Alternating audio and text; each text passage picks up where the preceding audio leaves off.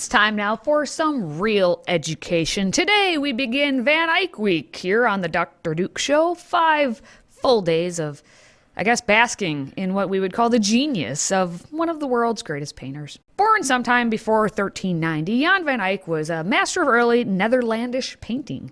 Today there are 20 paintings still in existence attributed to him, as well as perhaps the greatest altarpieces ever created. Van Eyck, who died in 1441, was also the first great painter to use the new technology known as oil paint. Yes, Van Eyck, I'm excited. Van Eyck Week. He's one of the great Flemish masters. He actually is the first real serious painting master to figure out how to use this new technology of oil paint in the best ways. There were a lot of oil painters who did great work, but what his work is a cut above in the early 15th century. Take a look at our first Van Eyck picture. I'm sorry we couldn't get a closer shot of it, but it's the Annunciation. And there you have the angel Gabriel on the left, standing there annunciating, announcing to the Virgin Mary that if she is willing, the power of God will overshadow her, and she will have the Son of God as her child. And what's really beautiful about the painting is it takes place of course, the Annunciation took place back in Hebrew times.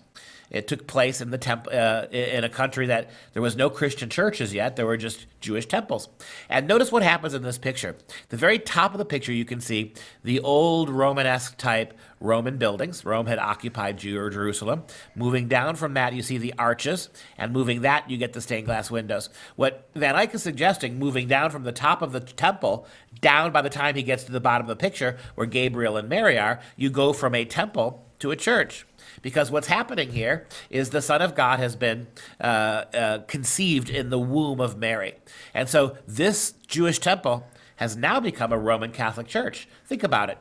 There's Mary over a book. Go back to that picture again. There's Mary with her hands up over a book. That book is very much like a mass book. And that gesture she makes with her hands is almost exactly the same gesture that Roman Catholic priests make as the body and blood of Christ. The bread and wine is being transformed into the body and blood.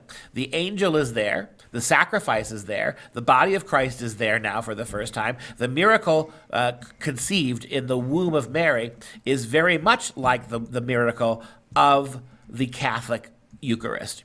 What a beautiful combination of ideas and a beautifully wrought painting by our master of the week, Jan van Eyck.